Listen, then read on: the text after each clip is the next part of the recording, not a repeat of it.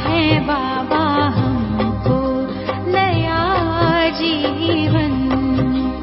हीरे जैसा मिला है जीवन, मोती जैसा मन, दिया है बाबा हमको नया जीवन, दिया है बाबा हमको नया जीवन।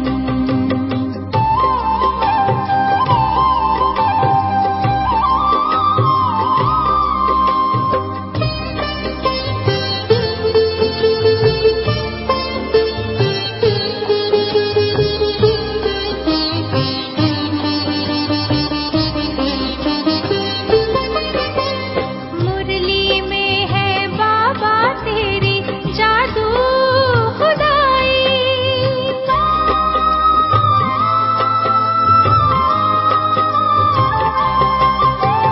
मुरली में है बाबा तेरी जादू खुदाई, सुनकर के दिल में छाई है मस्ती मौलाई। इन्हीं रूहानी नजरों से हम हो गए पावन, इन्हीं रूहानी नजरों से हम हो गए पावन, दिया है बाबा हमको नया जीवन, दिया है बाबा हमको नया जीवन। ओम शांति। मैं ये देख रहा था कि कैसे मुरली क्लास के बाद आप सभी यहाँ दादियों की क्लास के लिए दौड़ी दौड़ी करते हुए अपनी अपनी सीट संभालने के लिए एक एक सेकंड का महत्व रख रहे थे, और कोई भी अपना समय व्यर्थ न जाए, सारा समय सफल हो। एक एक महावाक्य हम धारण करें, ग्रहण करें, उसके लिए कितने उमंग और उत्साह से सभी सभी सभी कितने उमंग और उत्साह से एक दूसरे को कोऑपरेट भी कर रहे थे, शांति बना कर एक दूसरे के साथ सहयोग भी कर रहे थे। दादी जब क्लास करा रहे थे तो ब्राह्मण जीवन के महत्व के बारे में अनेक सूक्ष्म और अति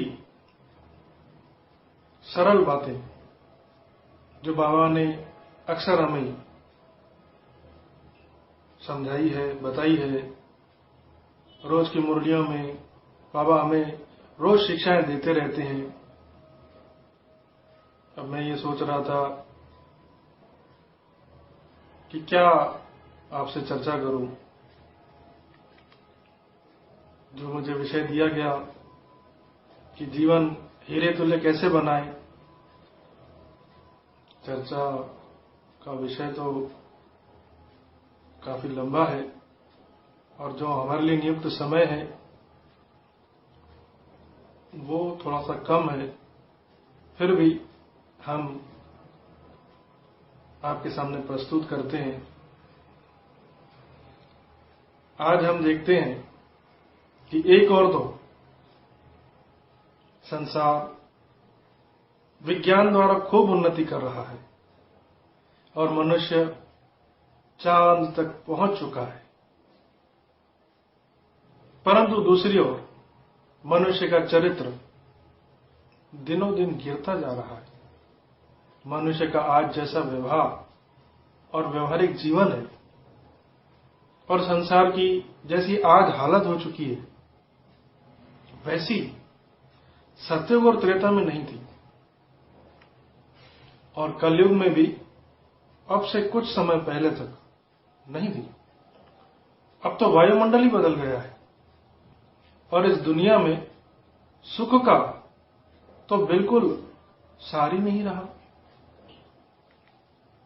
दो शब्दों में अगर हम कहें तो कह सकते हैं कि अब मनुष्य का जीवन कौड़ी तुल्य हो गया है, क्योंकि अब तो जीवन में न दैवी गुण है और न ही सच्ची शांति है। आज की परिस्थिति को देखकर बहुत से लोग निराश हैं और सोचते हैं कि इतने साधुओं, संतों और सभी महात्मा लोगों ने 2-2.5 हजार वर्ष भरसकर प्रयत्न किया, परंतु फिर भी दुनिया में गिरावट होती आई है और अब तक तो इस दुनिया के सुधरने का कोई भी चिन्ह नहीं दिखाई देता। अन्य कई लोग चिंतित होकर पूछते हैं कि आखिर इस दुनिया का और मनुष्य का क्या हाल होगा, इसका सुधार कैसे होगा, क्या इसके बदलने की कुछ संभावना है? अन्य कई लोग कहते हैं यदि परमात्मा है तो वह इस सृष्टि को सुधारते क्यों नहीं? यदि परमात्मा का अवतरण होता है तो वह अवतरित होकर मनुष्य मात्र को सदाचार का पाठ क्यों नहीं पढ़ाते और दुख का अंत करके यहां सुख की स्थापना क्यों नहीं करते? इस विषय में हम यह स्पष्ट बता देना चाहते हैं कि विश्व में संपूर्ण पवित्रता, सुख और शांति स्थापित करने का सामर्थ्य और उसके लिए आवश्यक ज्ञान किसी भी मनुष्य में नहीं है, चाहे वह कितना भी महान क्यों न हो। यह कार्य केवल ज्ञान के सागर, शांति के सागर, आनंद के सागर, सर्वशक्तिवान, पतित पावन परम पिता परमात्मा ही कर सकते हैं, जिन्हें कल्याणकारी होने के कारण शिव कहा जाता है। परमात्मा शिव जब यह कार्य करते हैं तब कलयुग का और दुख का अंत हो जाता है और सतयुग अर्थात संपूर्ण सुख का जमाना आ जाता है तथा मनुष्य का जीवन कौड़ी तुल्य से हीरे तुल्य बन जाता है और फिर सतयुग और त्रेता युग में दुख और अशांति का बिल्कुल नाम निशान भी नहीं होता। परमपिता परमात्मा यह कर्तव्य सारे कल्प में एक ही बार कलयुग के अंत में धर्म की अति ग्लानि के समय ही करते हैं। अब हम आपको यह शुभ सूचना देना चाहते हैं कि वह परम प्रिय निराकार परम पिता परमात्मा शिव अब यह शुभ कर्तव्य कर रहे हैं और निकट भविष्य में ही मनुष्य मात्र की सुख शांति की इच्छा पूर्ण होने जाने वाली है। शायद हमारे इस कथन पर आपको आश्चर्य भी होता होगा, परंतु यदि आप विचार करें तो आज की परिस्थितियां ही इस बात का प्रमाण है कि वर्तमान समय परमात्मा के अवतरित होने और इस संसार के बदलने का समय है। आप देख तो रहे हैं कि आज विश्व के महाविनाश के लिए एटम और हाइड्रोजन बम तैयार हो चुके हैं और आज संसार में भ्रष्टाचार और पापाचार इतना बढ़ चुका है और विश्व में इतनी जटिल समस्याएं इकट्ठी हो चुकी है कि अब परमपिता परमात्मा के सिवाय इन्हें और कोई भी नहीं सुधार सकता। अतः आप निश्चय ही परमपिता परमात्मा शिव प्रजापिता ब्रह्मा द्वारा संपूर्ण पवित्रता, सुख और शांति का ईश्वरीय जन्म सिद्ध अधिकार जो कि वे दे रहे हैं, ये सौभाग्य प्राप्त करें। अब कल्याणकारी पतित पावन परमपिता परमात्मा शिव ने मनुष्य जीवन को कौड़ी तुल्य से हीरे तुल्य बनाने के लिए और सृष्टि को पुनः सतयुगी और दैवी बनाने के लिए 4 मुख्य बातें सहज रीति से समझाई है और उन्हें अपने प्रैक्टिकल जीवन में अपनाने की शिक्षा दी। उन्हीं में से केवल 3 अनमोल परंतु सहज युक्तियों का उल्लेख आज हम अपनी इस छोटी सी चर्चा में करेंगे। ईश्वरीय ज्ञान और उसमें निश्चय। देखा जाए तो मनुष्य के मन में सुख और शांति न होने का एकमात्र कारण यही है कि मनुष्य स्वयं को भूला हुआ है। आज वह न स्वयं को पहचानता है, न अपने परम प्रिय परमात्मा को जानता है और न ही अन्य मनुष्यों के साथ अपने वास्तविक नाते को जानता है। आप कहेंगे अपने आप को, अपने पिता को तथा अपने मनुष्यों के साथ अपने नाते को तो हर एक मनुष्य जानता है। हां, इसमें संदेह नहीं है। हर एक मनुष्य अपनी देह को, देह के पिता को और देह के नातेदारों को जरूर जानता है, परंतु सबसे बड़ी भूल यह है कि देह से भिन्न, देह में रहने वाला वह स्वयं को चेतन शक्ति नहीं पहचानता, उसको वह नहीं जानता।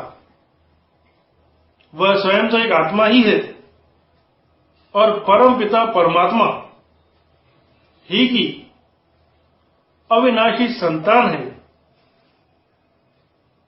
परंतु उसे यह बात भूल जाती है और अन्य लोगों के साथ भी जब वह व्यवहार करता है तो यह बात उसकी स्मृति में नहीं रहती। उसे यह याद ही नहीं रहता कि मैं कौन हूं, मैं कहां से आया हूं, मुझे कहां जाना है, इस संसार रूपी खेल का वृत्तांत क्या है, मेरे जीवन का लक्ष्य क्या है तथा मेरे कर्म कैसे होने चाहिए। इन सभी बातों को न जानने के कारण ही संसार की हालत बिगड़ गई है। अतः आज मनुष्य का और संसार का कल्याण तभी हो सकता है जब पहले तो अपने आप को और अपने परम प्यारे परम पिता परमात्मा को जाने, अपने जीवन लक्ष्य को पहचाने तथा कर्मों की गति और उसके गुह्य रहस्य को समझे। परंतु इस ज्ञान को केवल समझना ही पर्याप्त नहीं है, बल्कि समझकर उसे प्रैक्टिकल जीवन में लाना भी जरूरी है। तभी उसके जीवन में परिवर्तन आ सकेगा और सच्चे सुख का अनुभव भी हो सकेगा। उदाहरण के तौर पर हम देखते हैं कि जब किसी छोटे से बच्चे को उसका पिता यह ज्ञान देता है कि मैं तुम्हारा पिता हूं, यह तुम्हारी माता है, अमुक तुम्हारा भाई है, मेरा नाम अमुक है और देश का नाम फला फला है, तो वह बच्चा उस परिचय को समझ तक ही नहीं रखता, अपनी समझ तक ही नहीं रखता, बल्कि उसे व्यवहार में भी बरतता है। उस नाते को जानकर प्रैक्टिकल जीवन में उसके अनुसार चलने से ही उसे अपने पिता से संपत्ति का तथा और अन्य सब चीजों का जन्म सिद्ध अधिकार की प्राप्ति होती है। ठीक इसी प्रकार परम पिता परमात्मा भी अपने दिव्य धाम का और सभी आत्माओं के साथ अपने अविनाशी संबंध का जो परिचय देते हैं, हमें केवल उसे बुद्धि द्वारा जान लेना ही काफी नहीं, समझ लेना चाहिए, बल्कि उस ज्ञान को अपने प्रैक्टिकल जीवन में उपयोग में लाना चाहिए। परमपिता परमात्मा के साथ प्रैक्टिकल रीति से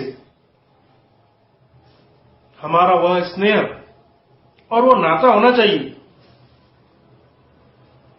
तभी हमें परमपिता परमात्मा से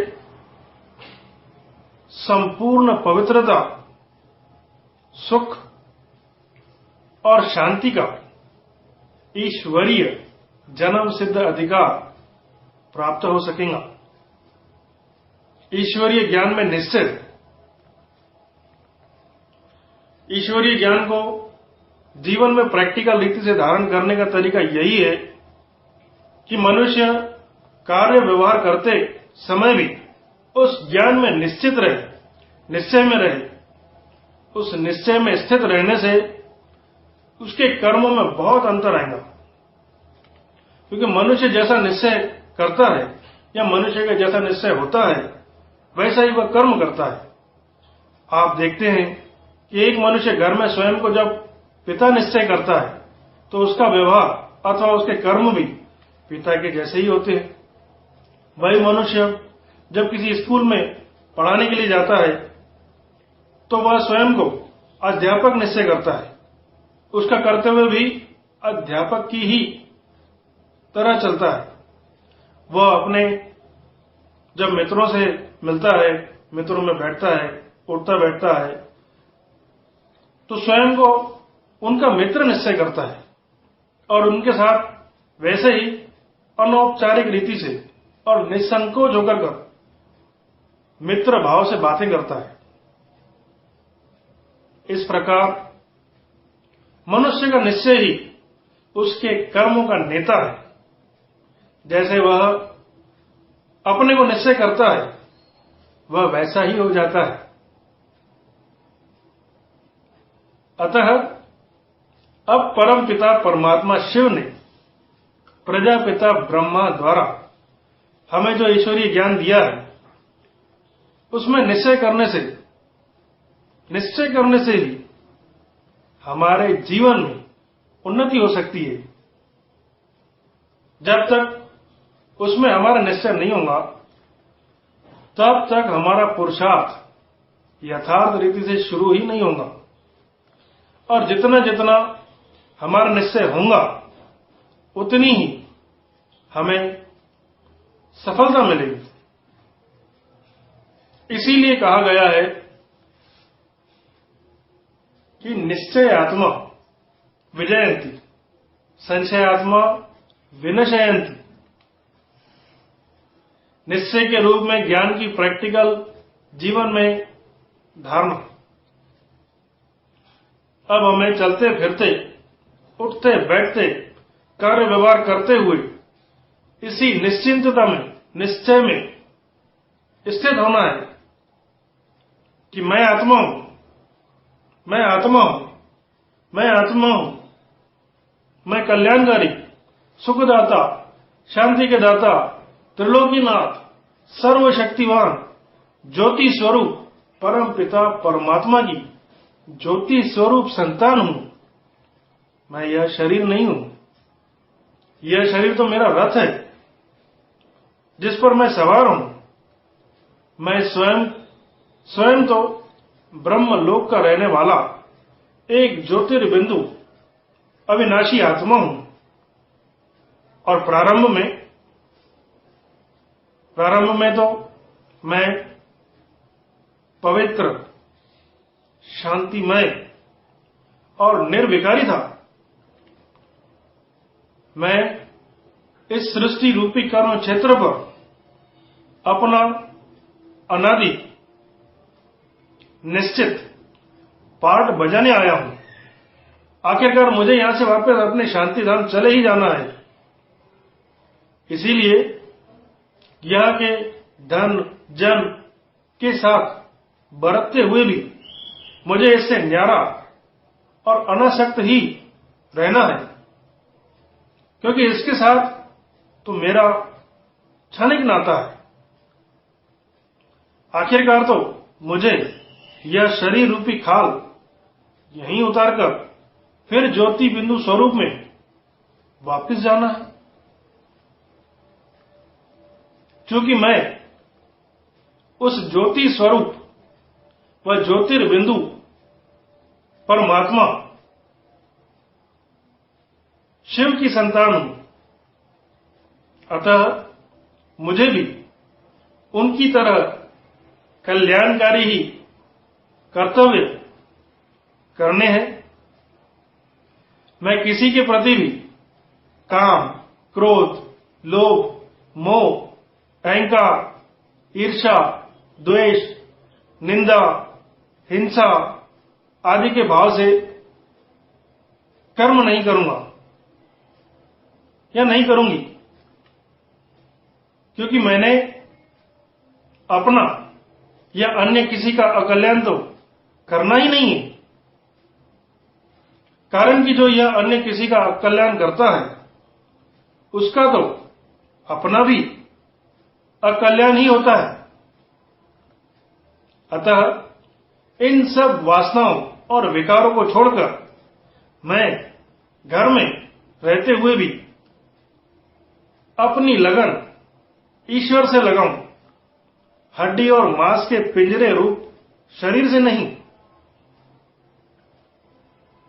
अब तो मैं एक रस, आनंद और ईश्वर की याद की मस्ती में मस्त रहूंगा। मैं कर्तव्य तो करूंगा, परंतु परिणाम की चिंता या व्यथा से उपराम होकर शांत रहूंगा, क्योंकि मुझे तो अपने जीवन को हीरे तुल्य बनाना है। उसे इस कलयुगी संसार की कौड़ियों के लिए नहीं गंवाना है। मैं तो अब स्वरूप निष्ठ होकर आने वाले विनाश से सावधान होकर अपना तथा दूसरों का कल्याण करने का ही कर्तव्य करूंगा। अब जो ईश्वरीय ज्ञान तथा सहज राजयोग परम पिता परमात्मा सिखला रहे हैं, मैं उसमें स्थित होकर दूसरों का भी शुभ चिंतक हो, उनको भी पवित्रता और योग के मार्ग पर चलने का सुझाव दूंगा। मैं स्वयं कमल पुष्प के समान पवित्र जीवन व्यतीत करते हुए और योग स्थित होते हुए दूसरों को भी योग युक्त होने की प्रेरणा दूंगा। अब परमपिता परमात्मा जिस सतो प्रधान सतयुगी दैवी गुणों वाली सृष्टि की स्थापना कर रहे हैं, मैं भी उस सर्वोत्तम सेवा में तन मन और धन से सहयोगी बनूंगा। इसके लिए सबसे पहली युक्ति तो यह है कि अपनी दिनचर्या पर ध्यान देना। अपने जीवन को ऊंचा अर्थात हीरे तुल्य बनाने के लिए मनुष्य को अपनी मनसा, वाचा और कर्मणों पर पूरा पूरा ध्यान देना चाहिए। उसे अपनी सारी दिनचर्या को सावधानी से चलाना चाहिए और आत्मनिरीक्षण करते रहना चाहिए। दिनचर्या पर ध्यान न देने से और अलबेला होकर कर चलने से, मुख्यतः अलबेला होकर कर चलने से ही मनुष्य का जीवन दिनों दिन बिगड़ता जाता है और संसार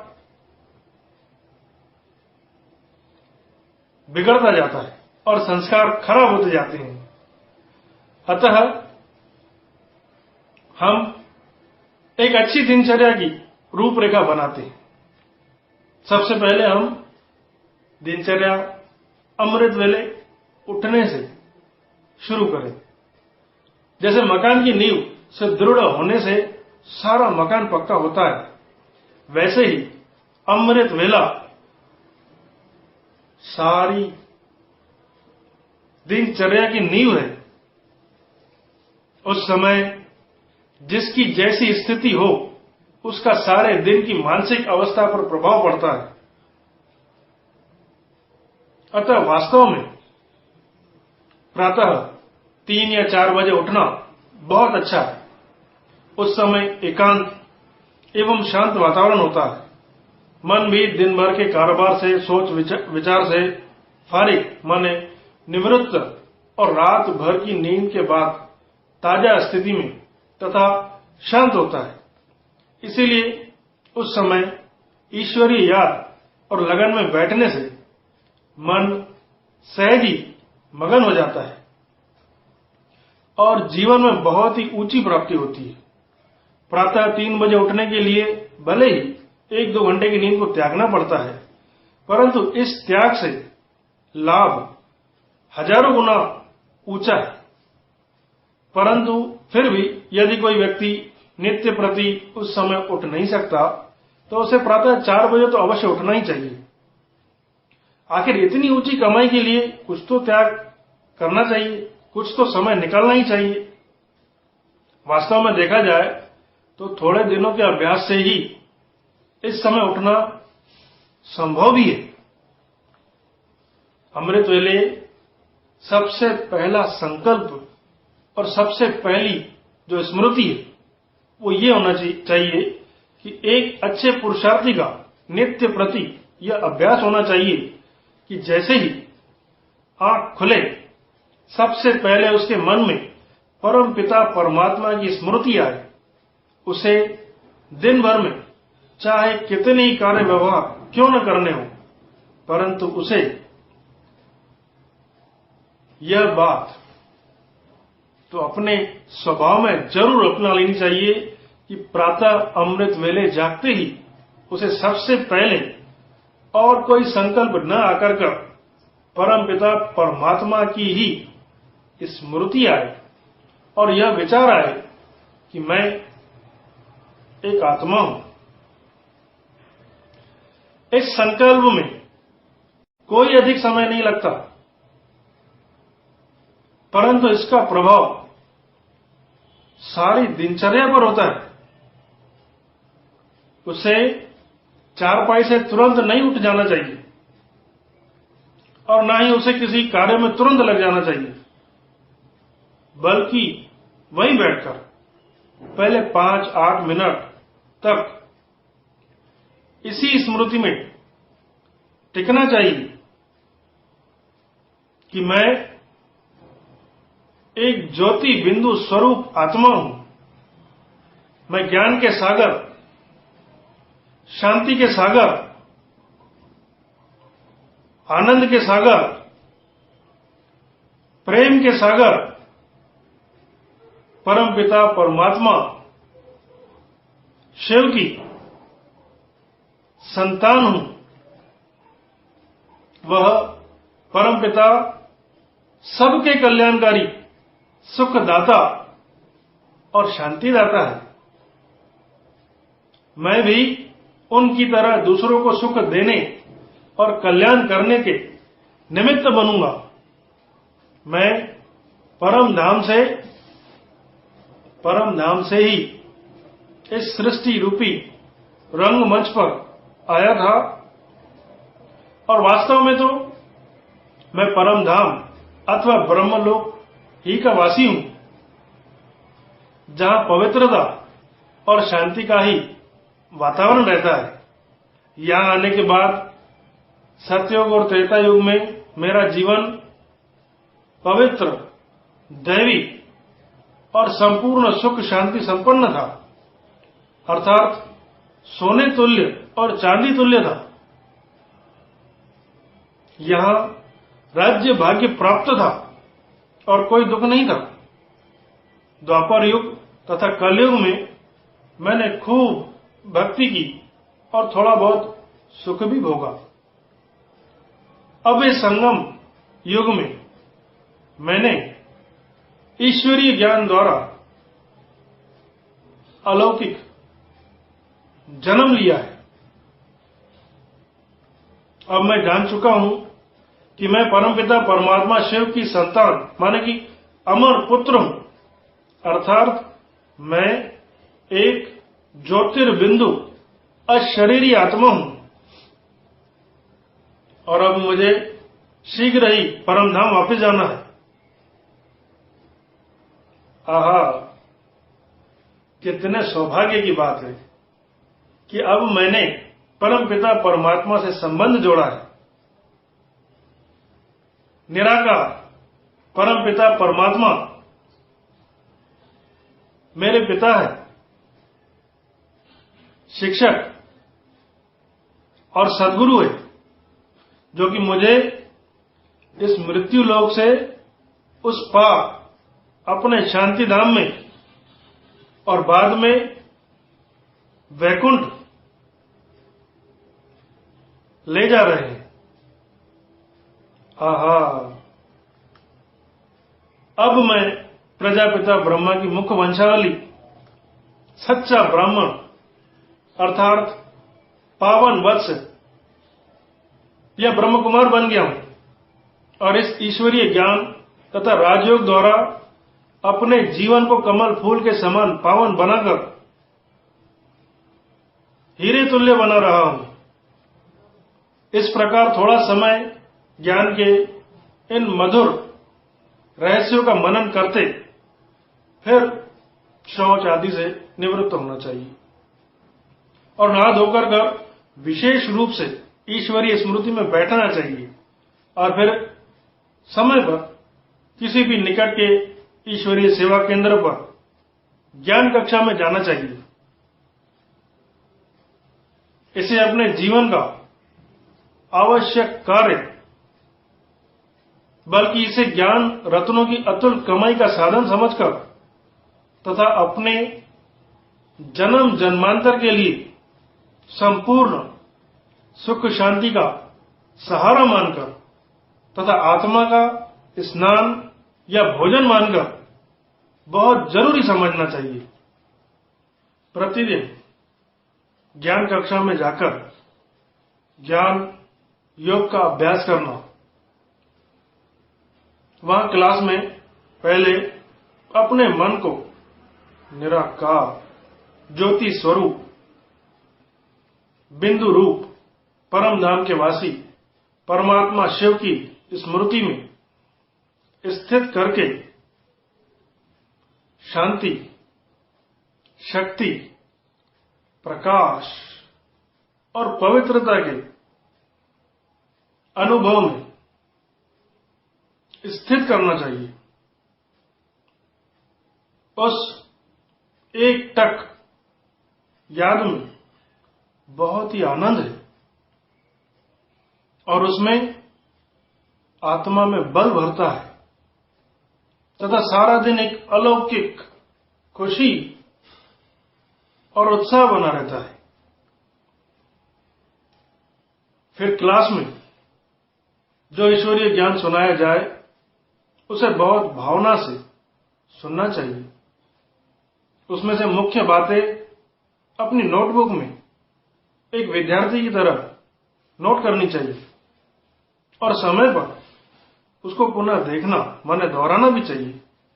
परमपिता परमात्मा शिव की वाणी अथवा ज्ञान में जो भी शिक्षा अथवा सावधानी मनुष्य मात्र के लिए दी गई हो उसे स्वयं पर लागू करके देखना चाहिए और यह दृष्टिकोण रखना चाहिए कि हमें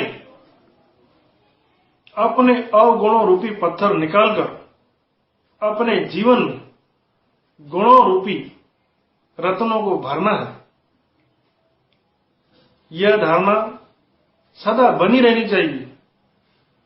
केवल ज्ञान श्रवण के समय ही स्वयं को ईश्वरीय ज्ञान का विद्यार्थी नहीं मानना चाहिए, बल्कि बाद में भी स्वयं को परमात्मा की एक संतान तथा ईश्वरीय विद्या का एक विद्यार्थी और देवपद की प्राप्ति का एक पुरुषार्थी मानते हुए अपने जीवन को सदा ऊंचा उठाने का और लोक संग्रह का ध्यान रखते हुए दूसरों के आगे प्रैक्टिकल रीति आदर्श रूप में चलने का पूरा प्रयत्न करना चाहिए। भोजन कैसा होना चाहिए और भोजन करते समय स्थिति कैसी होनी चाहिए।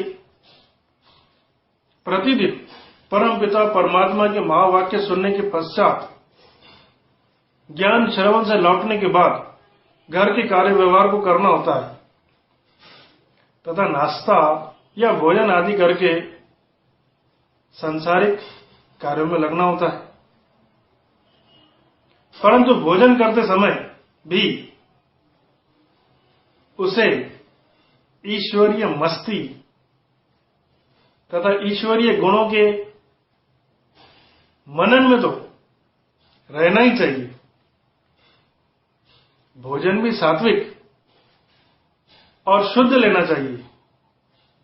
भोजन करते समय इसी स्मृति में रहना चाहिए कि यह तो परमात्मा के भंडारे से मैं प्रसाद अथवा शिव भोग ही ले रहा हूं। इसमें मेरा मन सात्विक होगा और मेरा शरीर ईश्वरीय सेवा में तथा अपने कर्तव्य निभाने में ठीक रहेगा। भोजन में आसक्ति नहीं रहनी चाहिए और भोजन करते समय अनावश्यक बातें नहीं करनी चाहिए, बल्कि आत्मा के स्वरूप में स्थित होकर का प्रभु के प्रेम में टिक कर साक्षी भाव से भोजन करना चाहिए। कार्य व्यवहार करते समय मन की अवस्था का ध्यान रखना, कार्य व्यवहार में रहते हुए भी यही स्मृति रखनी चाहिए, अब तो मैं सर्व भाव से परमपिता परमात्मा ही का हो गया हूं। यह सब उन्हीं का है, मैं तो केवल निमित्त मात्र हूं। उनके इस कार्य से मुझे किसी भी प्रकार का अहंकार नहीं करना चाहिए। मुझे काम, क्रोध, लोभ, मोह या अहंकार के वश होकर का इस कार्य को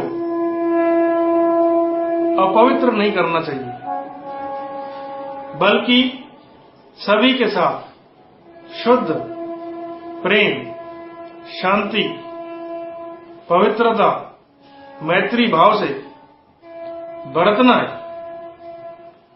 दैनिक कार्य को इस सृष्टि रूपी विराट नाटक का खेल समझकर ही करना चाहिए। जैसे कोई व्यक्ति किसी नाटक में राजा का पाठ करता है, फिर भी उसे यह स्मृति रहती है कि मैं वास्तव में राजा नहीं हूं, बल्कि अमुक स्थान पर मेरा घर है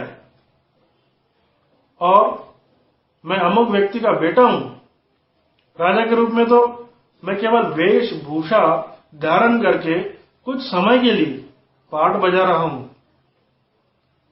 वैसे ही हर एक ज्ञानवान आत्मा को याद रखना चाहिए कि भले ही मैं अभी दुकानदार अथवा अफसर अथवा व्यापारी के रूप में कर्तव्य कर रहा हूं, परंतु यह तो मेरा अल्पकाल का पाठ है।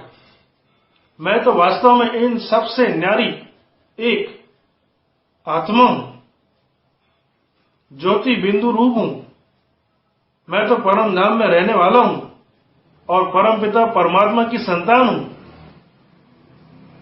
यह मित्र संबंधी अथवा लेन देन करने वाले भी वास्तव में आत्माएं ही है, जो कि पाठधारी है। इस प्रकार याद करने से अवस्था अव्यक्त, न्यारी और प्यारी होंगी। हर प्रकार की स्थिति में संतुष्ट और उपरांत चित्त रहने के लिए आजकल के सांसारिक जीवन में, कार्य व्यवहार में कई प्रकार के विघ्न और कई प्रकार की कठिनाइयां तो आती ही है, और हानि लाभ अथवा हर्ष शोक की परिस्थितियां भी आती ही है। परंतु ज्ञानवान मनुष्य का कर्तव्य है कि इसमें स्वयं से जो हो सके वह पुरुषार्थ करने के बाद जो परिणाम हो, उसे अपने किए हुए कर्मों की प्रारब्ध अथवा भावी मानकर सदा संतुष्ट और उपराम वृत्ति से रहे और इसे एक नाटक की न्यायी जानकर कर इसकी हर्ष शोक की परिस्थितियों से सदा न्यारा होकर कर रहे। परंतु यह सब तभी संभव होगा जब कार्य व्यवहार करते समय भी वह परमपिता परमात्मा की स्मृति में टिका रहेगा। मनुष्य को यह नहीं सोचना चाहिए कि कार्य व्यवहार करते समय मेरा मन परमपिता परमात्मा की स्मृति में नहीं टिक सकता। वास्तव में तो हम है ही प्रभु की संतान और उन्हीं के पास ही हमें जाना है और उन्हें ही अपने कर्मों का हिसाब किताब देना है। तो उनकी याद हमें क्यों नहीं करनी चाहिए, बल्कि उनकी याद में रहने से ही सदा के लिए कल्याण होता है। तो उनकी याद हमें क्यों भूलती है? उनसे ही तो हमारा अत्यंत स्नेह और प्यार होना चाहिए,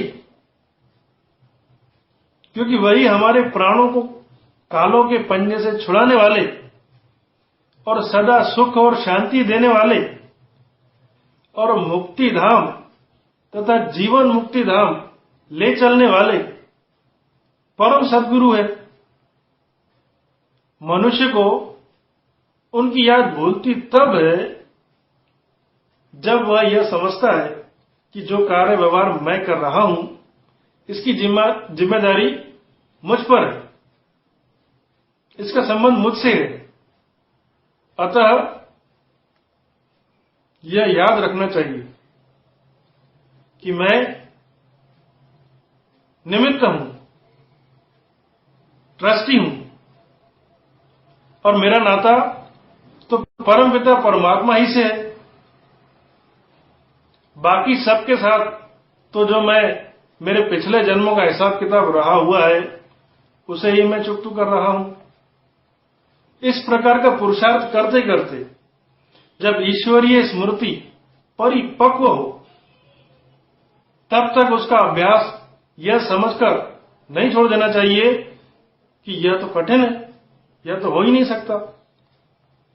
यदि बार बार अपना स्वरूप और लक्ष्य भूल जाता है और मन परमपिता परमात्मा की स्मृति से हटकर संसार में फंस जाता है, तो उसे देखकर निराश नहीं हो जाना चाहिए, बल्कि यह सोचना चाहिए कि मेरे तो अज्ञान के संस्कार बहुत दृढ़ हो गए हैं, अतः मुझे तो अपने पुरुषार्थ को और भी तेज करना चाहिए। पुरुषार्थ को छोड़ने से तो सद्गति होंगी नहीं होंगी।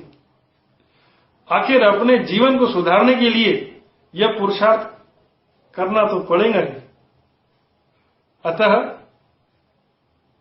जबकि संसार का विनाश निकट है और परिस्थितियां अति विकट है, तो मुझे इस पुरुषार्थ में अच्छी तरह लग जाना चाहिए। स्वस्थिति से ही परिस्थितियां पार होंगी। परिस्थितियां देखकर तथा विनाश को निकट आता देखकर तो मनुष्य को वैसे भी परमपिता परमात्मा की स्मृति बार बार अथवा निरंतर आती ही है। अतः जबकि एटम और हाइड्रोजन बम बन चुके हैं और अन्न संकट, धन का संकट आदि की परिस्थितियां भी हम देख रहे हैं, धन का संकट देख रहे हैं, तब तो हमें परमपिता परमात्मा की बहुत याद आनी चाहिए। अतः यह बहाना नहीं बनाना चाहिए कि हमारी परिस्थिति ठीक नहीं है, हमारे आपस का वायुमंडल जो है वो अनुकूल नहीं होता, ये बहाना है।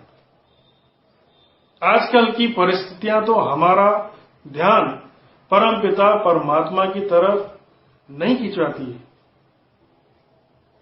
तब भी यदि आपको वायुमंडल अनुकूल नहीं लगता तो उसे ठीक करना चाहिए, न कि उसके अनुसार स्वयं भी डल जाना चाहिए। जबकि एक अगरबत्ती सारे कमरे को सुगंधित कर देती है, तो आपका पुरुषार्थ, आपके योग की सुगंधी, दिव्य गुणों की खुशबू भी आज नहीं तो कल अवश्य सारे वायुमंडल को सुगंधित करके ही रहेंगी।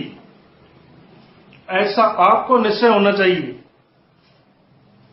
हर घंटे में कम से कम 10 मिनट ईश्वरीय स्मृति में स्थित ही रहे।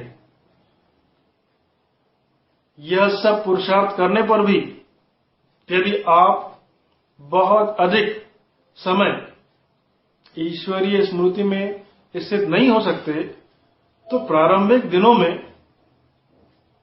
कोशिश करके हर घंटे में 5-10 मिनट अवश्य ऐसे निकालने चाहिए जिनमें आपको विशेष रूप से अपने स्वरूप को विचारना चाहिए और परमपिता परमात्मा शिव को बहुत स्नेह और लगन से याद करना चाहिए। इतना तो कोई भी कर सकता है। जब किसी व्यक्ति को कोई डॉक्टर कहता है कि यह होम्योपैथिक औषधि हर 2 घंटे के बाद खाया करना, तो वह व्यक्ति अपने स्वास्थ्य को ठीक करने के ख्याल से हर 2 घंटे के बाद याद करके उस दवाई को खाता ही है। जिस ईश्वरीय याद से मनुष्य जन्म जन्मांतर के लिए सदा निरोगी, सदा स्वस्थ और सदा सुखी और अतुल धन धान्य संपन्न हो जाता है, उसका प्रयोग करना भी तो नहीं भूलना चाहिए। हम प्रायः देखते हैं कि जिन व्यक्तियों को पान खाने की आदत होती है अथवा अन्य किसी वस्तु की आदत पड़ जाती है, वे भी हर 2 घंटे में उसे याद करके उसका सेवन करते हैं। तो क्यों ना हम भी ईश्वरीय स्मृति की शुद्ध आदत स्वयं में डाल लें। इस आदत पर तो कुछ खर्चा भी नहीं होता, बल्कि और अधिक स्थायी आनंद की प्राप्ति होती है।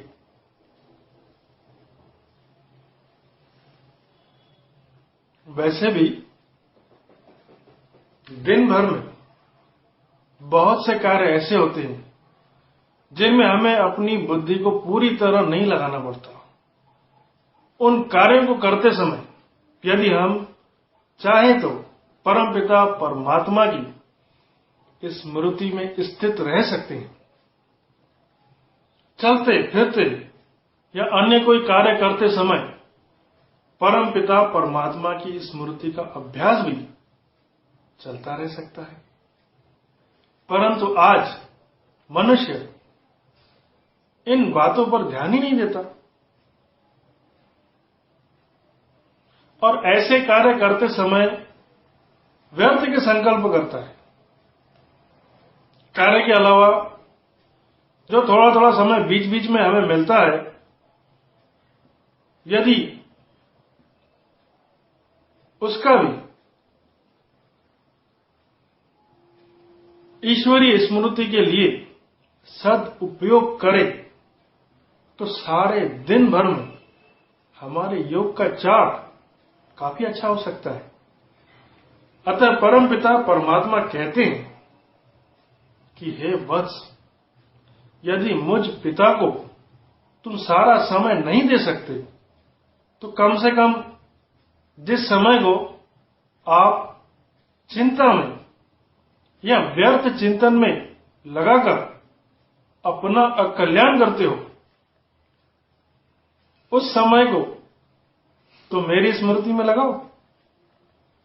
सारे दिन भर में यदि आप 8 घंटे व्यवहार और कारोबार में खर्च करते हैं और शेष 8 घंटे आराम, नींद, स्नान आदि में खर्च करते हैं, तो भी आपको शेष 8 घंटे में मेरी स्मृति में टिककर अपना कल्याण तो करना ही चाहिए।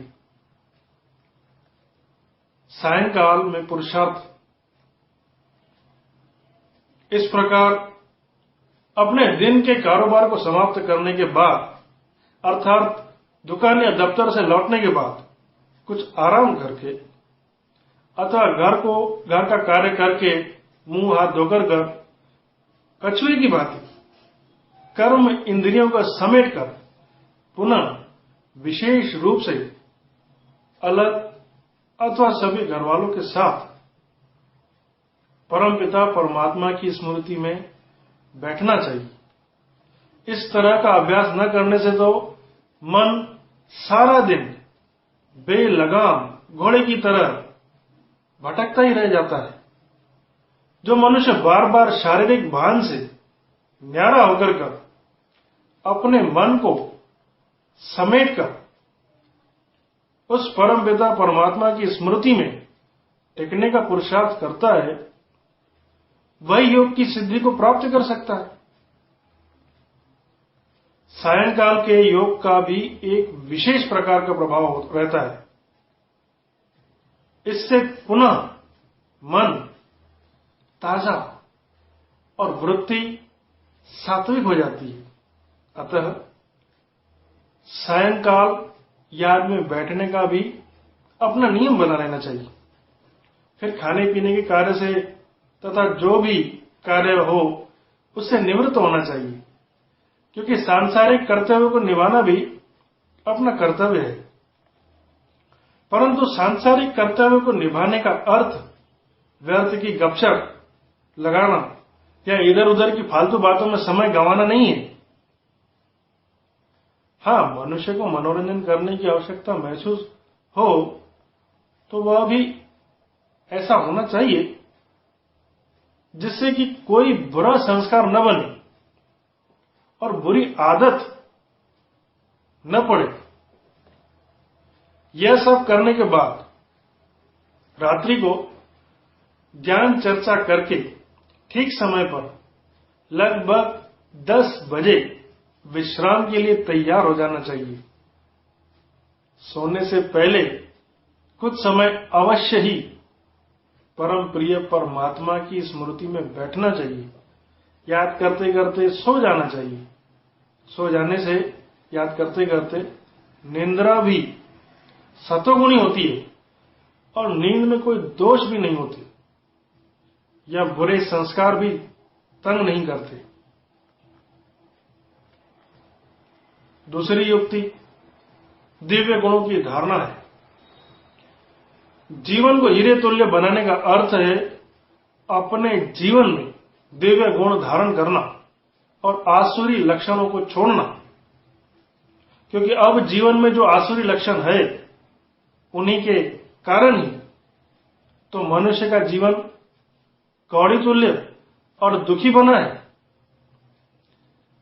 दिव्य गुणों की धारणा पर ध्यान दिए बिना मनुष्य आत्मा का न तो परम पिता परमात्मा से निर्विघ्न रीति से योग लग सकता है और न ही मनुष्य योगी जीवन का अलौकिक आनंद लूट सकता है।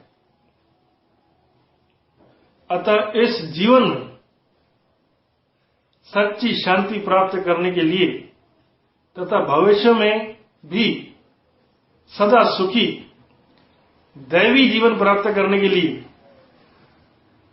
अभी से दिव्य गुणों की धारणा पर पूरा पूरा ध्यान देना जरूरी है। पवित्रता और जितेंद्रियता। दिव्य गुणों में पवित्रता सबसे मुख्य है। पवित्र मनुष्य ही प्रभु के प्यार को प्राप्त कर सकता है।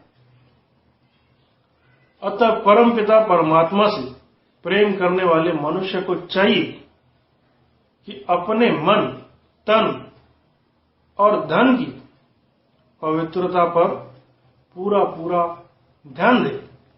उसे चाहिए कि तन और वस्त्रों को स्वच्छ रखे और जब भी कभी दीर्घ शंका शौच से निवृत्ति हो अर्थात मल विसर्जन करे, उसके बाद स्नान करके या कम से कम शरीर को गीले वस्त्रों से पोंछ करके स्वच्छ वस्त्र धारण करे और मन की स्वच्छता के लिए पवित्र भोजन करे।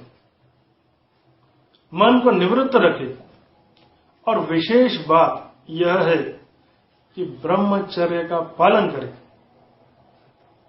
अपने जीवन को कमल पुष्प के समान बनाना ही वास्तव में जीवन को पवित्र बनाना है। परंतु अपने को एक कर्म योगी समझने से ईश्वरीय विद्या का विद्यार्थी मानने से परम पावन परम पिता परमात्मा की संतान मानने से और श्री लक्ष्मी श्री नारायण आदि देवी देवताओं का वंशज मानने से ही जीवन में पवित्रता की धारणा हो सकती है, वरना इसका अन्य कोई साधन नहीं है। अतः इस धारणा में रहते हुए हमें पवित्र रहना चाहिए और यदि मन में विपेक्षता आए भी तो कर्म इंद्रियों द्वारा कोई बुरा कर्म नहीं करना चाहिए, बल्कि कर्म इंद्रियों को अपने नियंत्रण में रखना चाहिए। हमें अब यह याद रखना चाहिए कि जबकि हमने ईश्वर से लगन लगाई है, इन आंखों द्वारा काम, क्रोध, लोभ, मोह या अहंकार की दृष्टि से हम किसी को नहीं देखे, किसी को नहीं देख सकते। मुख द्वारा अपशब्द, निंदा, ये विकारी बोल नहीं बोल सकते और इस प्रकार कर्म इंद्रियों द्वारा किसी को भी दुख देने का कर्म नहीं कर सकते, वरना अब ज्ञान लेने के बाद यदि हमने कोई बुरा कर्म किया तो हमें 100 गुना दंड भोगना पड़ेगा। अंतर्मुखता। यूं तो हर एक दैवी गुणों का अपना अपना महत्व है, परंतु फिर भी अंतर्मुखता का महत्व तो बहुत अधिक है। मनुष्य को आत्मा के स्वरूप की पहचान दी ही इसीलिए जाती है कि वह अंतर्मुखता का गुण धारण करे, ताकि उसके जीवन में अलौकिक सुख और शांति आए। अंतर्मुखता को धारण करने का अर्थ यह है कि देह के अंदर जो आत्मा है उसके स्वरूप का तथा उसके पिता परमात्मा का मनन करना, कानों द्वारा आत्मा ही की उन्नति की बातें सुनना, मुख द्वारा उस ही की चर्चा करना, आंखों द्वारा अन्य मनुष्यों को देखते हुए भी मन की आंख से उन्हें आत्मा के ही रूप में देखना। जो मनुष्य बाह्यमुखी होता है, अर्थात जिसकी दृष्टि और वृत्ति अंतरात्मा की ओर नहीं होती, उसका मन और उसकी कर्म इंद्रियां सदा विषय वासनाओं ही की ओर भागती है, और वह व्यक्तियों तथा पदार्थों के नाम रूप को देखकर मोहित, विचलित अथवा विकृत होता रहता है, और इसीलिए उसके पिछले विकर्मों का भी विनाश नहीं होता और आगे के लिए भी विकर्मों का खाता बना ही रहता है। परंतु जो मनुष्य आत्मा परमपिता परमात्मा के ज्ञान को प्राप्त करके मन को आत्मा के स्वरूप में तथा परमपिता परमात्मा की स्नेह युक्त स्मृति में टिकाता है, उसकी बुद्धि और वृत्ति बाहर विषय पदार्थों में नहीं भटकती। इसीलिए उस मनुष्य पर माया का वार नहीं होता। यदि कोई मनुष्य उसे मान, अपमान की या अपकार की वार्ता करता भी है या लोभ और क्रोध आदि के लिए लालायित अथवा उत्तेजित करता है, तो अंतर्मुखी मनुष्य उसे सुनते हुए भी नहीं सुनता, क्योंकि वह तो एक न्यारे और ऊंचे सुख में टिका हुआ रहता है।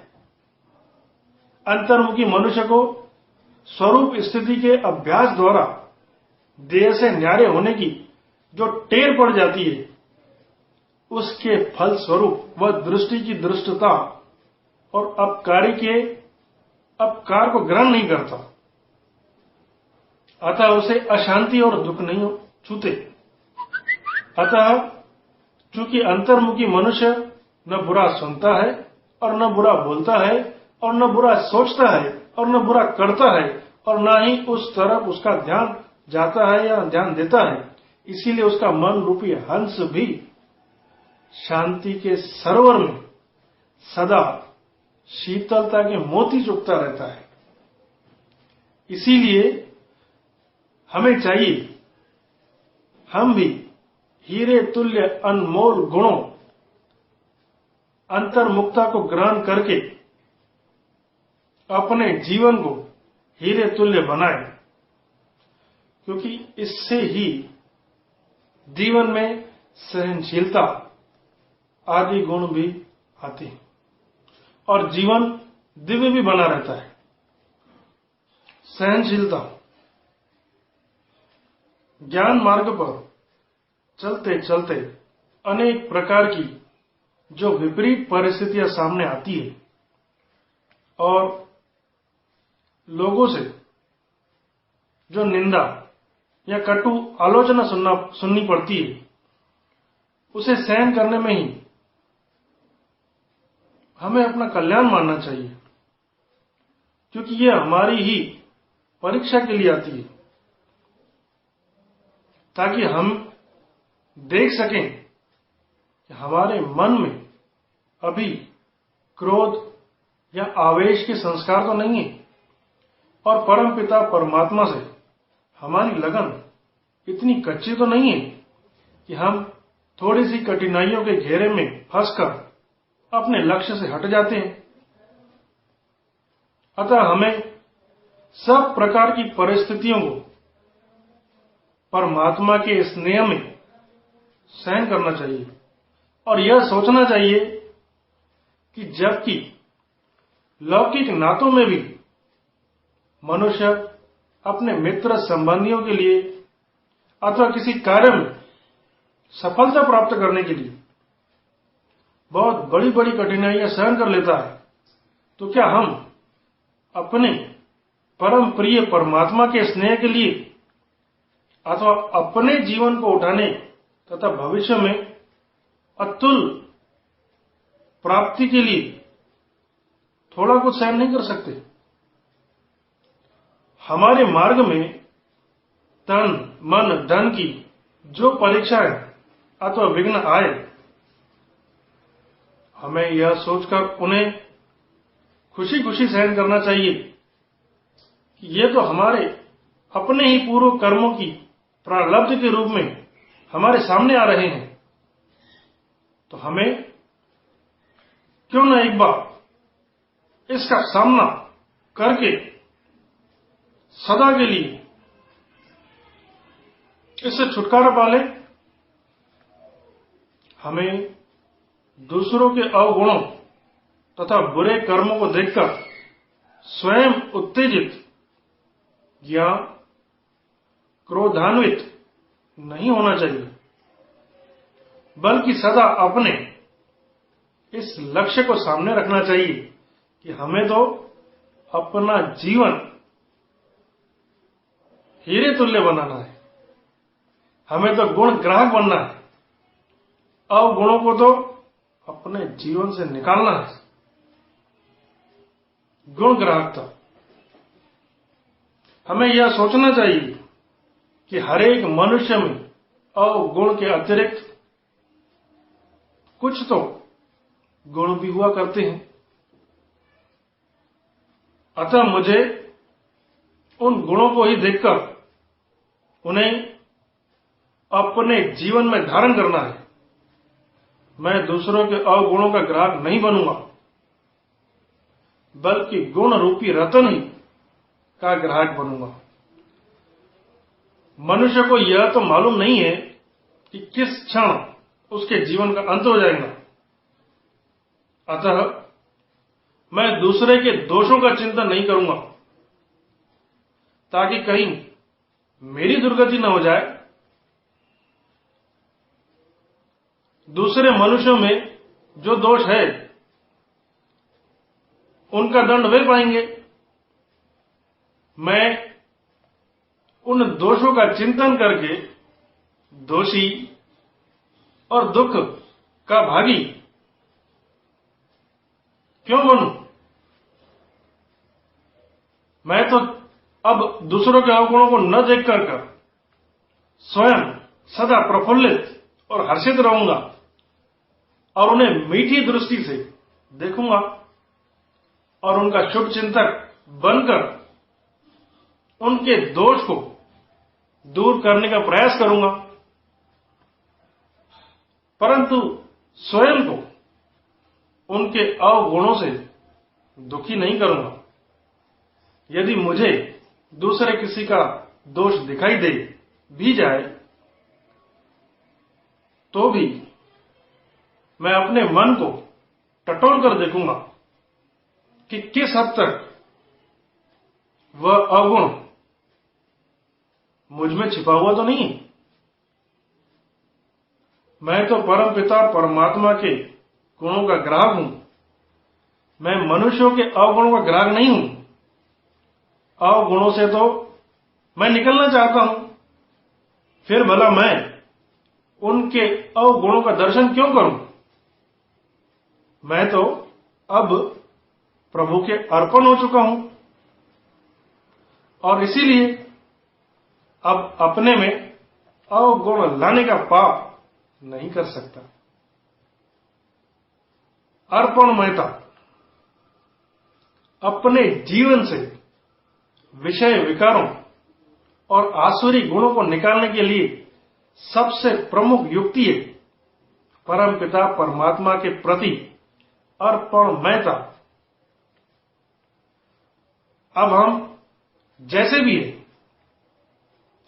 हैं हमें इसी क्षण से लेकर कर यह समझना चाहिए मेरा तो कुछ भी नहीं, बल्कि अब मैं अपना सब कुछ परमपिता परमात्मा शिव के अर्पण करता हूं। अब हमें यह निश्चय करना चाहिए कि अब मेरा तन, मन और धन सब परमपिता परमात्मा ही का है, अर्थात अब इन्हें उनकी बनाई हुई आज्ञाओं के अनुकूल चलाना है। जो भी मनुष्य अपने जीवन को हीरे तुल्य बनाना चाहता है उसे चाहिए कि अपनी कौड़ी तुल्य जीवन परमात्मा के अर्पण करके अब सब कुछ ईश्वर की अमानत समझे और उसे पवित्र आचरण से अर्थात निर्विकारी रीति से कर्तव्य पालन में तथा ईश्वरीय सेवा में लगावे। इस तरीके से मनुष्य अपने तन, मन और धन की ममता मिटा सकता है और अपने संबंधियों में जो मोह है वह भी हटा सकता है। वरना मनुष्य की बुद्धि अपने तन, मन और धन और संबंधियों की तरफ ही जाती रहेंगी और वह ईश्वरीय स्मृति में उच्च स्थिति नहीं प्राप्त कर सकेंगे। अतः घर, संबंधियों और धन में ममता और मोह को मिटाने के लिए जंगलों में जाने की आवश्यकता नहीं है, बल्कि इन्हें परमपिता परमात्मा ही के अर्पण करके स्वयं को निमित्त माने की ट्रस्टी मानना ही सर्वश्रेष्ठ युक्ति है। इससे मनुष्य के जीवन से विकार और कड़वापन मिट जाता है और उसके स्थान पर पवित्रता तथा मधुरता आती है। मधुरता ईश्वरीय ज्ञान द्वारा जीवन में मधुरता आना स्वाभाविक है, क्योंकि यह ज्ञान है ही माया के कड़वेपन अथवा विषय को निकालने के लिए। परंतु यह मधुरता तभी आ सकती है जब मनुष्य इस सृष्टि को एक विराट नाटक की दृष्टि से साक्षी होकर कर देखे और यह समझे कि बनी बनाई ही बन रही है और सब अपने अपने विभिन्न संस्कारों ही के अनुसार अपना पार्ट बजा रहे हैं। इस रहस्य को समझने से मनुष्य दूसरों से कड़वा नहीं बोलता, बल्कि उनके कल्याण के विचार से उन्हें भी ज्ञान के मधुर बोल, दिव्य गुणों की मीठी मीठी बातें और परमपिता परमात्मा के मधुर चरित्र ही सुनाता है। स्वयं भी गदगद होता है तथा दूसरों को भी इससे आनंदित करता है। वह दूसरे मनुष्यों पर कड़वे शब्दों रूपी पत्थर नहीं मारता, बल्कि ज्ञान के मधुर बोल रूपी पुष्पों से उनकी झोली भरता है। मनुष्यों के स्वभाव में कड़वापन तो विकारों ही के कारण होता है। इन्हीं के कारण वह दूसरों को अपना शत्रु, अपकारी, अकल्याणकारी अथवा हानिकारक मानता है। परंतु जब वह मनुष्य ज्ञान के इस अनमोल रहस्य को समझ जाता है कि आत्मा का शत्रु तो उसके अपने ही बुरे कर्म और विकार है, जो दूसरों के द्वारा प्रारब्ध के रूप में सामने आते हैं, तो वह दूसरों को अपना शत्रु नहीं मानता, बल्कि अपने ही कर्मों को श्रेष्ठ बनाने की कोशिश करता है और स्वयं में भी प्रेम, सद्भावना और सद्गुण लाकर माया रूपी शत्रु को सदा के लिए जीतने का पुरुषार्थ करता है। वह अपनी मधुरता से दूसरों को भी आकृष्ट करके ईश्वर की ओर उनका ध्यान खिंचवाने का प्रयत्न करता है। हर्षित मुक्ता ज्ञान लेने के बाद और यह निश्चय करने के बाद कि मैं तो त्रिलोकीनाथ, सर्वशक्तिवान, पतित पावन, शांति और आनंद के सागर, स्वर्ग के राज्य भाग्य विधाता, परम पिता परमात्मा, शिव की संतान हूं। हमारे मुख पर कभी भी शोक अथवा चिंता के चिन्ह नहीं आने चाहिए, जबकि सर्वसमर्थ परम शिक्षक और परम सद्गुरु परमात्मा हमें शांतिधाम और वैकुंठ में ले चल रहे हैं, तो हमारे हर्ष का पारावार नहीं रहना चाहिए। जबकि हम पवित्र और योग युक्त बन रहे हैं और अपने भाग्य को भी बहुत ऊंचा बना रहे हैं, तब चिंता अथवा शोक की बात ही क्या रह जाती है।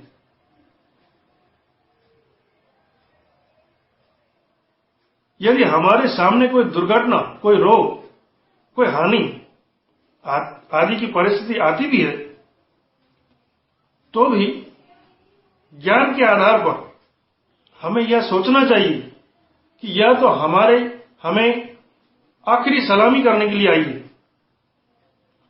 अब तो यह हमारा पीछा छोड़ने ही वाली है, क्योंकि अब हमने योग बल द्वारा इसका अंत करने का तरीका समझ लिया है। अतः यह सोचकर कि अब तो हमारे कर्मों का लेखा जोखा समाप्त हो रहा है, हमारा ऋण हमारे सिर से उतर रहा है, हमें सदा हर्षित रहना चाहिए। चिंता तो केवल यही होनी चाहिए कि अब हमें स्वयं को तथा अन्य मनुष्यों को भी पवित्र और योग युक्त बनाना है। जैसे यह शुभ चिंता अथवा लगन लग जाती है उसके पास, और चिंता के लिए भला समय ही कहां है। जो मनुष्य ज्ञान का चिंतन करता रहता है, उसकी बुद्धि में दूसरी चिंता आने का अवकाश ही कहां है। वह तो ईश्वर के एक बल और एक भरोसे पर टिककर निश्चिंत और निर्भय होकर पुरुषार्थ में तत्पर रहता है और अतीन्द्रिय सुख पाता है। निर्भयता, जो मनुष्य सच्चे दिल से परमपिता परमात्मा का सहारा लेता है और अपने तन मन और धन उसी के अर्पण कर देता है, उससे भला किसका भय हो सकता है? जो व्यक्ति दूसरे का सदा शुभ सोचता है और अन्य लोगों की ईश्वरीय सेवा में लगा रहता है, उसे भला भय कैसा हो सकता है? भय उसको होता है जो स्वयं को आत्मा निश्चय न कर देह मानता हो, अथवा जिसकी किसी वस्तु में ममता हो, वरना सर्वशक्तिवान परमात्मा की शरण लेने वाला व्यक्ति अडोल चित्त और निर्भय होकर विचरता और ज्ञान के इसी मधुर रहस्य के मनन चिंतन में रहता है। जो कुछ होना है वह तो होकर ही रहेगा, और होगा भी वही जो मेरे पूर्व कर्मों का फल होगा। इसीलिए मुझे किसी भी परिणाम से भयभीत न होकर कर अपने कर्तव्यों को ठीक रीति से करते रहना चाहिए और शेष के लिए रक्षक परमपिता परमात्मा ही की सहायता पर निर्भर रहना चाहिए। साक्षी होकर कर कर्तव्य करते रहना चाहिए।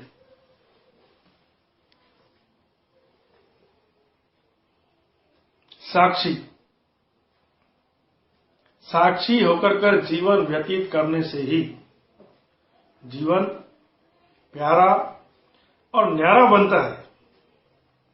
साक्षी मनुष्य पर हर्ष, शोक अथवा मान अपमान की परछाई नहीं पड़ती। साक्षी मनुष्य इसी जीवन में जो आनंद ले सकता है वह करोड़पति व्यक्ति भी नहीं ले सकता। परंतु मनुष्य की अवस्था साक्षीपन की तभी हो सकती है जब वह इस संसार को इस प्रकार देखे जैसे कि यह एक विराट नाटक धीरे धीरे चल रहा है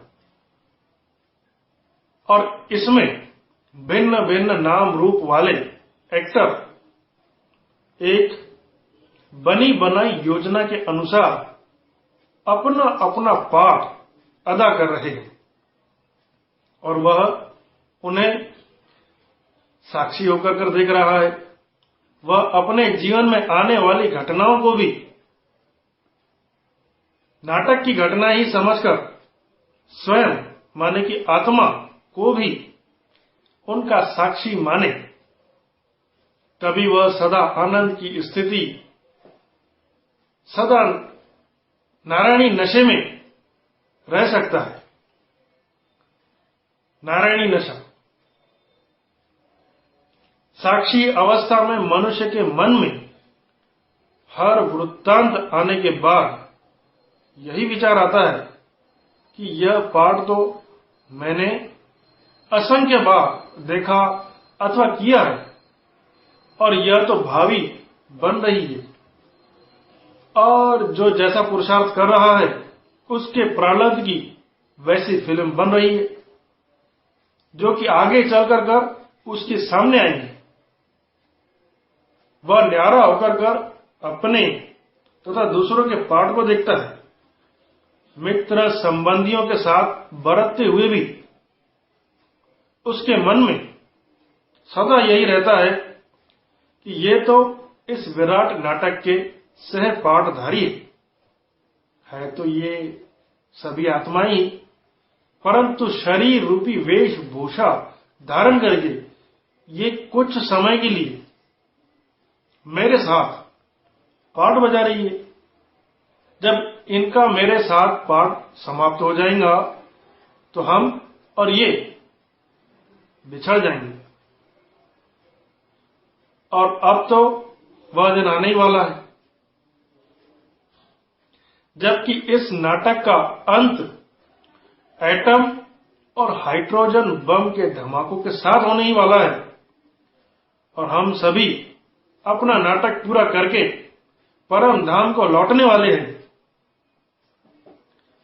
अतः वह ऐसा अनुभव करता है कि अब जो पाठ चल रहा है यह अंतिम पाठ है, इसके बाद तो यह खेल समाप्त होना है, खत्म होना है। इस विचार से उसकी बुद्धि इस संसार के विषय पदार्थों से हटकर सिमट जाती है और उसके पांव मानो इस धरती से उठ जाते हैं और वह ऐसा अनुभव करता है कि अब तो उसके जीवन रूपी जहाज का लंगर इस संसार तट से उठ चुका है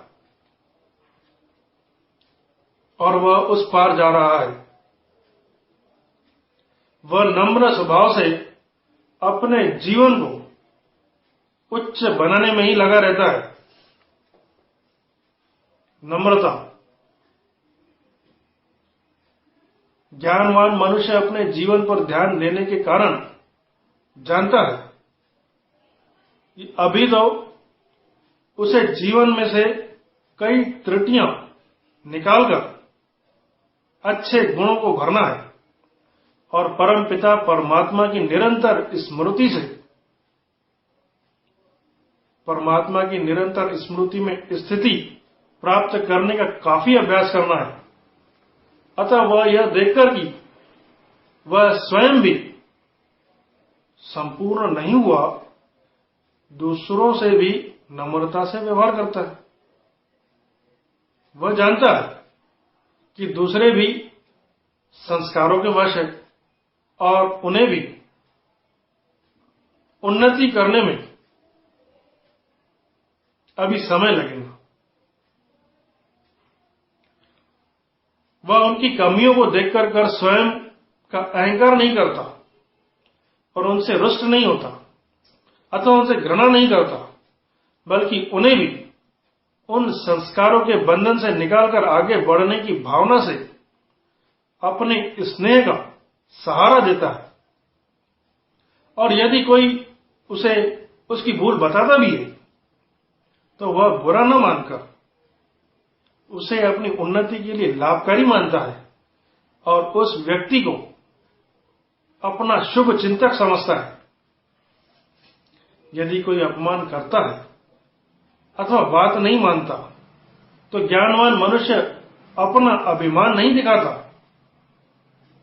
क्योंकि वह जानता है कि दूसरा व्यक्ति जो जो खोटे कर्म कर रहा है वह मनुष्य अपने किए का फल स्वयं पाएगा। वह स्वयं अपने मन में घृणा, अहंकार या कुटिलता नहीं लाता, बल्कि सरलता ही से व्यवहार करता है। सरलता, मनुष्य के मन की सरलता और सच्चाई पर ही सच्चा साहिब परमात्मा राजी होता है। मनुष्य जितना सच्चा, सरल स्वभाव और निष्कपट और स्पष्ट होता है, उसे परमपिता परमात्मा के स्वरूप का अनुभव भी उतना ही स्पष्ट होता है। मनुष्य के मन की सरलता ही परमात्मा को भी उसकी ओर खींचती है तथा अन्य मनुष्यों को भी उसकी ओर आकृष्ट करती है। इसीलिए सरलता ही ज्ञानवान मनुष्य का गुण है, क्योंकि सरलता के बिना तो जीवन में ज्ञान की धारणा हो ही नहीं सकती और सच्चे आत्मिक सुख का अनुभव भी नहीं हो सकता। दृढ़ता, आत्मविश्वास और पुरुषार्थ में तीव्रता, यह सोचकर कि अभी तो मैं पुरुषार्थी हूं इसीलिए कुछ भूलें हो जाती है, हमें यह भूल नहीं करते रहना चाहिए। बल्कि अब हमें यह सोचना चाहिए कि पुरुषार्थी का अर्थ तो यह है कि विकारों को जीतने, कर्म इंद्रियों को कंट्रोल में रखने तथा योग युक्त रहने की हम पूरी जिम्मेवारी है। इस प्रकार फिर भी यदि हमसे भूल हो जाती है तो हमें दृढ़ संकल्प लेना चाहिए कि अब के बाद से हम भूल से भी फिर भूल नहीं होगी। केवल दृढ़ संकल्प ही नहीं लेना है, बल्कि आत्मविश्वास से पुरुषार्थ में तीव्रता भी लानी है। अभी हमने जो कुछ एक दिव्य गुणों का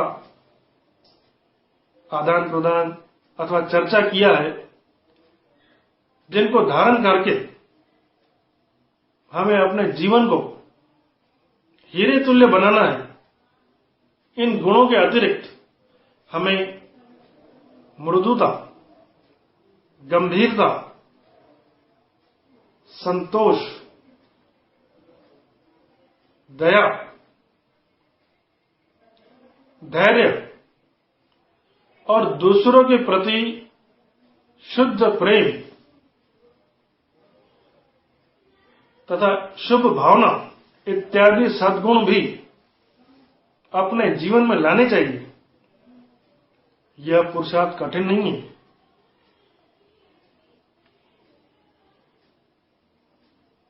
तीसरी युक्ति, नियमों का पालन। अपने जीवन को हीरे तुल्य बनाने के लिए, कर्मों को श्रेष्ठ बनाने के लिए अथवा इस जीवन में योग का आनंद लूटने के लिए और बाद में भी मुक्ति तथा जीवन मुक्ति की प्राप्ति के लिए हमें उन नियमों का अवश्य पालन करना चाहिए जिनके लिए अब स्वयं परमपिता परमात्मा शिव ने हमें प्रजापिता ब्रह्मा द्वारा आज्ञा दी है। उन नियमों का पालन किए बिना न तो हम ज्ञान और योग के मार्ग पर आगे बढ़ सकते हैं और न हम सच्ची शांति प्राप्त कर सकते हैं और न हम आध्यात्मिक शक्ति प्राप्त कर सकते हैं।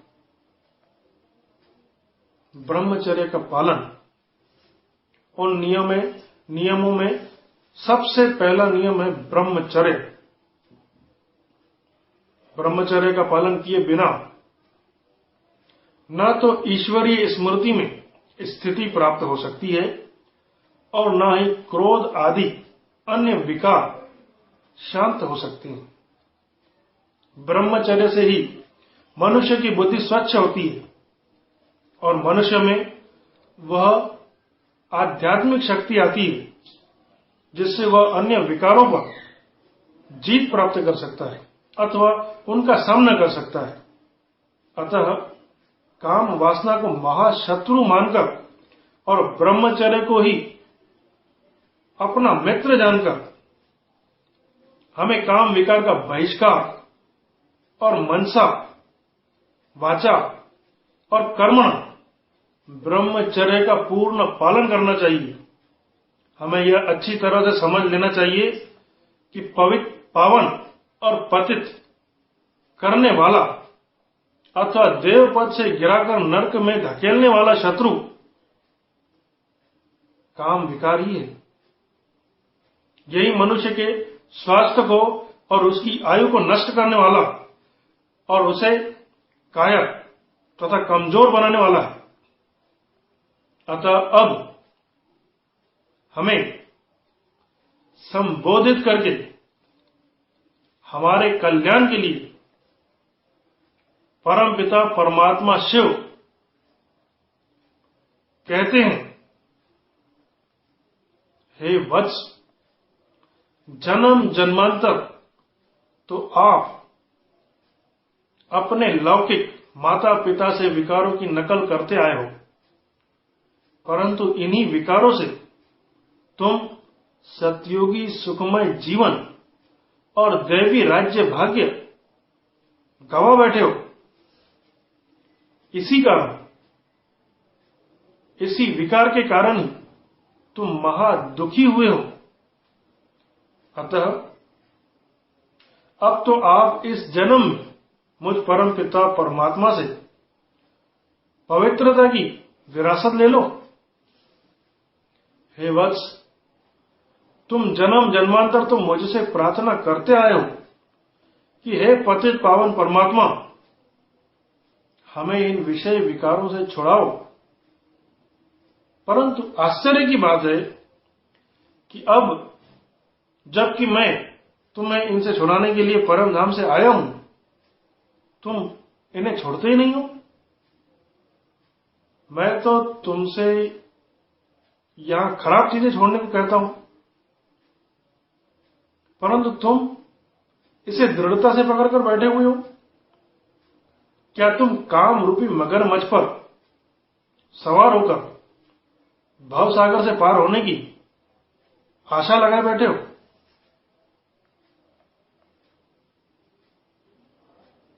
अब संकट वाली परिस्थिति है, इसीलिए पवित्र बनो। कल्याणकारी परमात्मा शिव कहते हैं, हे वत्स, वर्तमान परिस्थिति संकटकालीन परिस्थिति है। अब इस कलियुगी सृष्टि का महाविनाश निकट है। अब इस अंतिम जीवन का थोड़ा समय शेष है। अब मेरी आज्ञा है,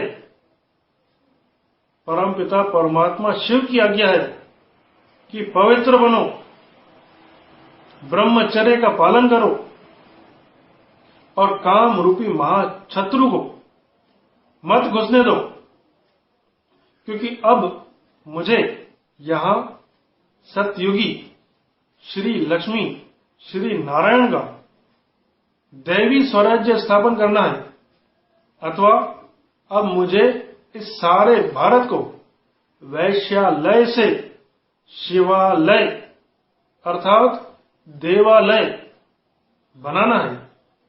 हे वत्स, अब इस सृष्टि के महाविनाश से भी सब विकार छूट तो जाने ही है, परंतु यदि तुम स्वेच्छा से तथा योग की लगन में ब्रह्मचर्य का पालन करोगे तो आने वाले दैवी स्वराज्य में जन्म जन्मांतर के लिए पवित्र एवं दैवी राज्य भाग्य के भागी बनोगे। हे वत्स, तब क्या तुम थोड़े समय के लिए महाविकार को नहीं छोड़ सकते? क्या तुम मेरे लिए इतनी भी कुर्बानी नहीं दे सकते? क्या तुम्हारी इतनी भी प्रीति नहीं है? थोड़े से समय के लिए इस गंदी आदत को छोड़ दो। भगवान शिव कहते हैं, हे वत्स, जिस प्रकार आज आप गृहस्थ चला रहे हो उसे गृहस्थ आश्रम नहीं कहा जा सकता, क्योंकि आश्रम पवित्र स्थान को कहते हैं, जबकि इस कलयुग में तो घर घर में काम कटारी द्वारा हिंसा और भ्रष्टाचार हो रहा है। हे वत्स, सच्चे अर्थों में गृहस्थ आश्रम तो श्री लक्ष्मी श्री नारायण के गृहस्थ को कहा जा सकता है, जिसमें काम विकार का नाम निशान भी न था, बल्कि योग बल से संतति होती थी। अतः अपने उन पूर्वजों के समान तुम्हें भी पवित्र रहना चाहिए, बनना चाहिए। भगवान की संतान होकर अब शैतान का काम नहीं करना चाहिए। अब तो काम रूपी विष का पीना और पिलाना बंद करके ज्ञान अमृत पीना चाहिए। अन्न की सात्विकता और पवित्रता, अन्न का मनुष्य के मन पर बहुत ही गहरा प्रभाव पड़ता है। तमोगुणी भोजन खाने से मनुष्य शीघ्र ही उत्तेजित हो उठता है और उसकी वृत्ति अपवित्र ही बनी रहती है तथा उसमें आलस, निंद्रा आदि प्रधान रहते हैं। इसी प्रकार रजोगुणी अन्न खाने से भी मनुष्य का मन बहुत ही चंचल रहता है और दृष्टि तथा वृत्ति अपवित्र बनी रहती है। मनुष्य थोड़ी सी बात पर उत्तेजित और क्रोधान्वित हो जाता है और उसकी निर्णय शक्ति उचित अनुचित इनमें अथवा धर्म तथा अधर्म में ठीक रीति से भेद नहीं कर पाती। जिस मनुष्य का आहार सतोगुणी न हो वह न तो काम, क्रोध इत्यादि विकारों पर पूर्ण विजय प्राप्त कर सकता है और न ही योग में उच्च स्थान प्राप्त कर सकता है। अतः यदि हमें ईश्वरीय स्मृति का आनंद प्राप्त करने की इच्छा है, यदि हम भोगी से योगी बनना चाहते हैं और यदि कर्म, इंद्रियों तथा विकारों पर विजय प्राप्त करना चाहते हैं, तो हमें अपने आहार पर अवश्य ध्यान देना चाहिए। हमारा आहार पवित्र धन द्वारा इकट्ठित किया गया होना चाहिए और उसमें वही पदार्थ होने चाहिए जो देवी देवताओं के मंदिरों में देवताओं के भोग के लिए रखे जाते हैं। परंतु इस बात पर विशेष ध्यान देना चाहिए कि हमें किसी कामी व क्रोधी मनुष्य द्वारा पकाया गया भोजन सेवन नहीं करना चाहिए, क्योंकि जैसा अन्न का प्रभाव मन पर पड़ता है वैसे ही मन का प्रभाव भी अन्न पर पड़ता है। विकारी मनुष्य द्वारा बनाया हुआ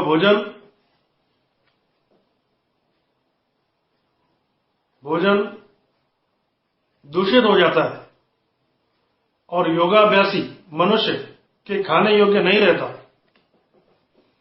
क्योंकि वह मन पर बुरा प्रभाव डालता है। अतः हमें चाहिए, जो व्यक्ति ब्रह्मचर्य का पालन करता है और परमपिता परमात्मा की स्मृति का अभ्यास करता है, उस ही के हाथों से बना हुआ भोजन हम लें, ताकि वह हमारे आध्यात्मिक पुरुषार्थ में सहायक हो। पुनश्च भोजन करते समय हमें परमपिता परमात्मा की स्नेह युक्त स्थिति में रहना चाहिए, क्योंकि इससे हम भोजन में आसक्त नहीं होते और भोजन भी पवित्र हो जाता है।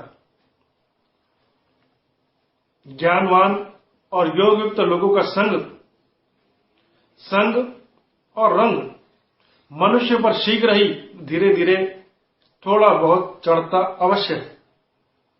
अतः हमें विकारी मनुष्य के संग में न रहकर ईश्वर प्रेमी, योगाभ्यासी तथा निश्चय बुद्धि लोगों का ही संग करना चाहिए, ताकि हमारी भी लगन दिनों दिन बढ़ती रहे।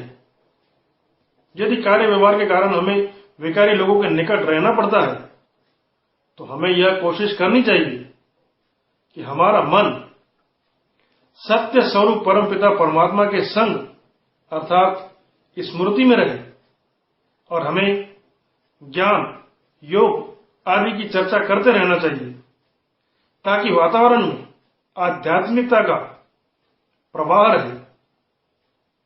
हमें गंदी पुस्तकों का संग नहीं करना चाहिए, उनका संग छोड़ देना चाहिए तथा सिनेमा या मन पर बुरा प्रभाव डालने वाली अन्य जो बुरी बातें हैं अथवा लोग हैं, उनका भी संग नहीं करना चाहिए, क्योंकि ऐसे संग से मनुष्य बहुत सी बातें सीख लेता है। उन्हें जीवन से निकालना बहुत कठिन हो जाता है। इसके अतिरिक्त जिन पुस्तकों में देवी देवताओं की निंदा की गई हो, उनके जीवन में भी विकारों के अस्तित्व का उल्लेख किया गया हो, उन्हें भी झूठी और गंदी पुस्तकें मानकर उनसे दूर रहना चाहिए, चाहे वे किसी भी धर्म ग्रंथ के रूप में ही क्यों न हो। प्रतिदिन ज्ञान स्नान, अभी इस चर्चा में उल्लेख किए गए नियमों का पालन करने के अतिरिक्त हमें नित्य प्रति ज्ञान स्नान अवश्य ही करना चाहिए, क्योंकि उसी से ही आत्मा का मैल धुलता है तथा दैवी गुणों की धारणा होती है अथवा दैवी गुण जीवन में आते हैं। बुराई के मार्ग पर न जाने की जो सावधानी है वो भी मिलती है और पवित्र रहने तथा योग युक्त होने की प्रेरणा भी मिलती है। यदि किसी अटल कारण से हम किसी दिन ज्ञान कक्षा में नहीं भी जा सकते, तो भी हमें परमपिता परमात्मा शिव द्वारा दिए गए ज्ञान पर आधारित कुछ लेखों, कुछ शिक्षाओं इत्यादि का अध्ययन और मनन चिंतन अवश्य ही करना चाहिए। इस प्रकार यदि हम जो चर्चा अभी कर आए हैं, इसमें उल्लेख किए गए वार्तालाप पर तथा अनन्य ईश्वरीय नियमों का पालन करेंगे तो हमारा जीवन हीरे तुल्य अवश्य बनेगा। हमें अपना रोजाना दैनिक चार्ट भी जरूर लिखना चाहिए। अभी की गई ईश्वरीय 3 युक्तियों का जो उल्लेख किया गया है, उन्हें आचरण में लाने के लिए हमें पूरा पुरुषार्थ करना चाहिए। हमें प्रतिदिन इस बात की जांच भी करनी चाहिए कि पुरुषार्थ में हमें कहां तक सफलता मिली है। आगे हम इस चर्चा में ही कुछ आपके लिए प्रश्न बता रहे हैं, उन्हें आप एक चार्ट का रूप दे सकते हैं। इस तरह का एक चार्ट अवश्य रखना चाहिए या यह चार्ट रखना बहुत लाभकारी सिद्ध हो सकता है।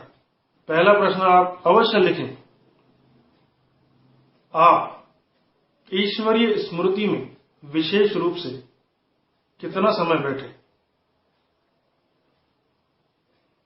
कार्य व्यवहार आदि करते समय आप सारे दिन में कितना ईश्वरीय याद में रहे?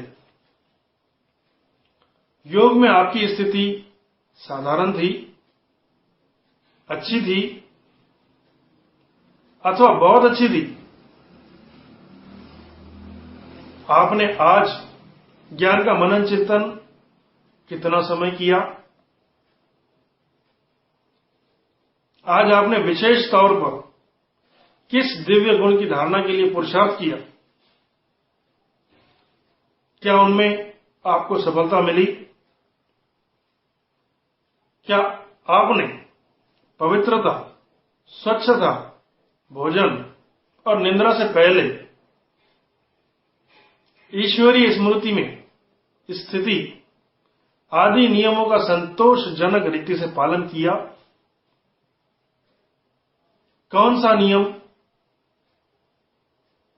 कौन से नियम का आज आपने पालन नहीं किया?